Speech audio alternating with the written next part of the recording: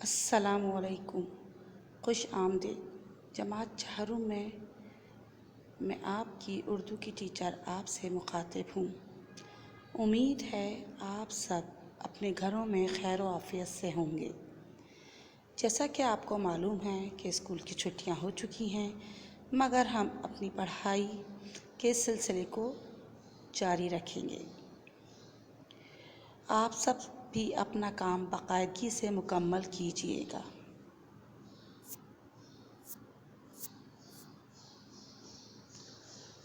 بچوں، جیسا کہ آپ کو معلوم ہے کہ تقسیم ہند سے پہلے پاکستان اور ہندوستان ایک ہی ملک اور ایک ہی نقشے پہ تھے۔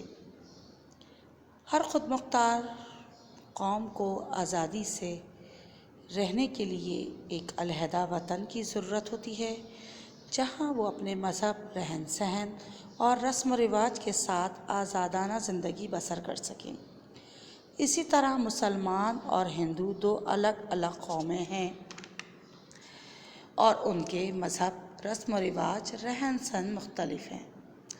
ہندوستان پر انگریزوں کے قبضے کے بعد سے مسلمانوں پر زمین تنگ کر دی گئی، ان کے اختیارات کم کر دیے گئے، غرض یہ کہ ان کو ظلم کا نشانہ بنایا گیا، جس کی وجہ سے برصغیر کے مسلمانوں نے قائد اعظم کی سربراہی میں ایک قرارداد کے ذریعے مسلمانوں کے لیے علیحدہ ملک کا مطالبہ کیا، جو آج یوم پاکستان کے نام سے یاد کیا جاتا ہے۔ تو بچوں، تعارف کے بعد اب ہم آتے ہیں اپنے سبق کی طرف۔ ہمارے سبق کا عنوان ہے یوم پاکستان۔ اب آئیے صفحہ نمبر 79 کھولیے اور میرے ساتھ سبق کی بلند خوانی کیجیے۔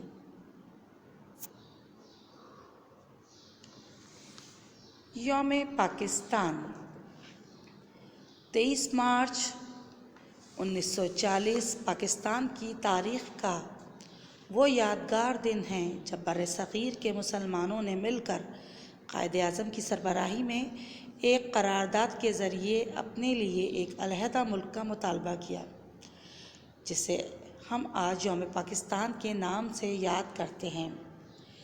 کافی عرصے سے برصغیر کے مسلمانوں میں یہ بات محسوس کی جا رہی تھی کہ مسلمان اور ہندو علیحدہ علیحدہ قومیں ہیں اور ان کے لیے علیحدہ علیحدہ ملک ہونا چاہیے، جہاں یہ آزادی سے اپنے مذہب، رسم و رواج اور رہن سہن کے مطابق زندگی بسر کر سکیں۔ 1940 کے آغاز میں قائد اعظم نے بتدریج لوگوں کی رائے اور خیالات کا رخ اسی 10 سالہ پرانے نظم العین کی طرف پھیرا جس کے لیے علامہ اقبال کوشاں رہتے تھے۔ لندن کے ایک اخبار میں قائد اعظم نے صاف صاف کہا کہ ہندو اور مسلمان دو الگ الگ قومیں ہیں، ان کے رسم و رواج میں واضح فرق ہے۔ اس کے بعد قائد اعظم نے گاندھی کے ایک خط کے جواب میں لکھا، مجھے اس معاملے میں یہ کہتے ہوئے کوئی غلط فہمی نہیں کہ ہندوستان ایک ملک نہیں، برصغیر میں بہت سی قومیں آباد ہیں، جن میں دو بڑی قومیں مسلمان اور ہندو شامل ہیں۔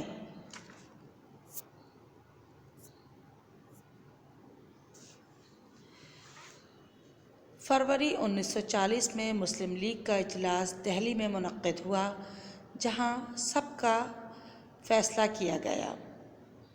مسلمانوں کے لیے ایک علیحدہ مملکت کے قیام کا مطالبہ لاہور میں ہونے والے اجلاس میں کیا جائے گا۔ اسی اجلاس میں شرکت کے لیے قائد اعظم 21 مارچ 1940 کو لاہور پہنچے۔ آل انڈیا مسلم لیگ کا 27واں اجلاس 22 سے 24 مارچ 1940 کو منٹو پارک میں منعقد ہوا، جسے آج اقبال پارک کے نام سے جانا جاتا ہے۔ اجلاس بہت ہی شان و شوکت سے شروع ہوا، جس میں مسلمانوں کے دل مسرت اور امید سے بھرے ہوئے تھے، یعنی کہ وہ بہت خوش تھے۔ یہ اجلاس مجموعے کے اعتبار سے بہت بڑا اور کامیاب تھا۔ تقریباً 50,000 لوگوں نے اس اجلاس میں بڑے ہی جوش و ولولے سے شرکت کی۔ قائد اعظم نے اجلاس کی صدارت کی، جس میں نواب سر شاہ نواز ممدوح نے استقبالیہ خطبہ دیا اور مولوی فضل الحق نے تاریخ ساز قرارداد لاہور پیش کی، جبکہ نئی مملکت کا نام پاکستان چودھری رحمت علی نے تجویز کیا، پیش کیا گیا۔ اجلاس سے خطاب کرتے ہوئے قائد اعظم نے کہا، ہندوستان کا مسئلہ فرقہ وارانہ نوعیت کا نہیں بلکہ بین الاقوامی ہے اور اس کو اس لحاظ سے حل کرنا چاہیے۔ جب تک اس کی سیاسی اور بنیادی حقیقت کو پیش نظر نہیں رکھا جائے گا، جو دستور یعنی قانون بھی بنایا جائے گا وہ چل نہیں سکے گا۔ یہ صرف مسلمانوں بلکہ ہندوؤں اور انگریزوں کے لیے بھی تباہ کن اور مضر ثابت ہوگا، یعنی نقصان دہ ثابت ہوگا۔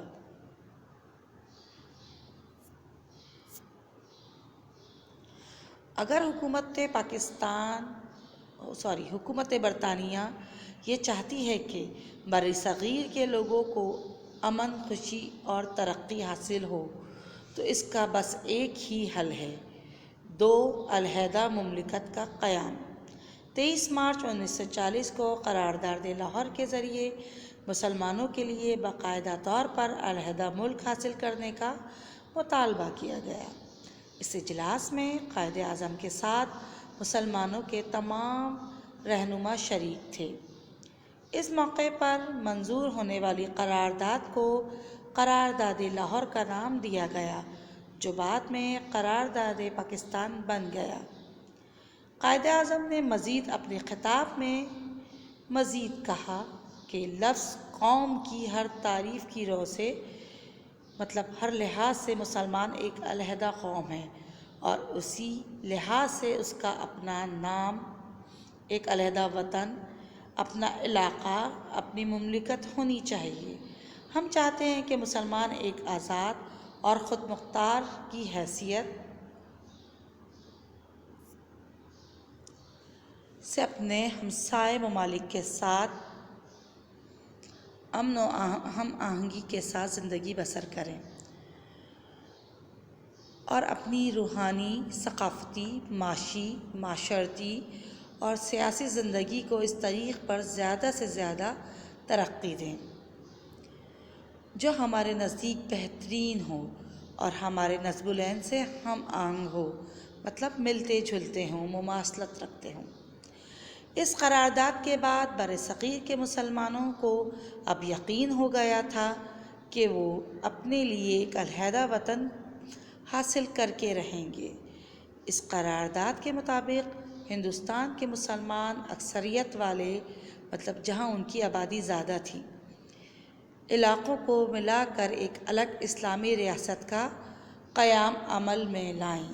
23 مارچ 1940 کو منظور ہونے والی یہ قرارداد اب ہر بچہ، بوڑھا اور نوجوان کی زبان پر تھا۔ ہر گزرتے دن کے ساتھ پاکستان کی تحریک آزادی تیز ہوتی گئی اور ہر جگہ گلی کوچوں میں یہ نعرہ بلند ہو گیا کہ لے کے رہیں گے پاکستان، بٹ کے رہے گا ہندوستان اور بن کے رہے گا پاکستان۔ آخر کار ہندوؤں اور انگریزوں کو یہ مطالبہ ماننا ہی پڑا اور وہ ہندوستان کو تقسیم کرنے پر راضی ہو گئے، آمادہ ہو گئے۔ 14 اگست 1947 کو پاکستان دنیا کے نقشے پر ایک الگ مملکت کی حیثیت سے ابھرا۔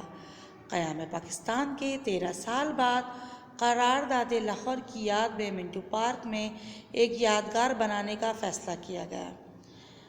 مغربی پاکستان کے گورنر اختر حسین نے آزادی کی اس یادگار مینار پاکستان کا سنگ بنیاد 23 مارچ 1960 کو ایک سادہ سی تقریب میں ٹھیک اسی جگہ رکھا جہاں 1940 میں مسلمانوں کے لیے ایک علیحدہ وطن کا مطالبہ کیا گیا تھا۔ مینار پاکستان کی تعمیر 22 مارچ 1968 کو مکمل کر لی گئی۔ مینار کی دیواروں میں موجود سفید سنگ مرمر پر قرارداد لاہور، قرارداد دہلی اردو، بنگالی اور انگریزی زبان میں کندہ ہیں۔ اس کے علاوہ اللہ کے 99 صفاتی نام، عربی خطاطی، علامہ اقبال کے چند اشعار اور پاکستان کا قومی ترانہ بھی سفید سنگ مرمر پر کندہ کیا گیا ہے۔ آج سے تقریباً 78 برس قبل ٹھیک اسی جگہ قائد اعظم نے بر صغیر کے مسلمانوں کے لیے ایک علیحدہ وطن کا تصور پیش کیا تھا، جس کے نتیجے میں پاکستان معرض وجود میں آیا۔ ہم ہر سال 23 مارچ کو اسی قرارداد کی یاد میں یوم پاکستان مناتے ہیں۔ آج ضرورت اس امر کی ہے کہ اس سرزمین کو قائد کا پاکستان بنانے کے لیے بھرپور کوششیں کی جائیں۔ یہ آزادی جو اللہ نے ہمیں دی ہے، اس کے پیچھے لاکھوں لوگوں کی جدوجہد اور قربانیاں موجود ہیں۔ ہمیں اس قدر کو جان کر اس کی ترقی کے لیے کوشاں رہنا چاہیے۔ تو بچوں، امید ہے کہ آپ کو یہ سبق پڑھ کر اچھا لگا ہوگا، اور ہمیں بھی چاہیے کہ دل لگا کر پڑھیں، خوب محنت کریں اور ملک کی ترقی میں اپنا اہم کردار ادا کریں۔ اللہ حافظ۔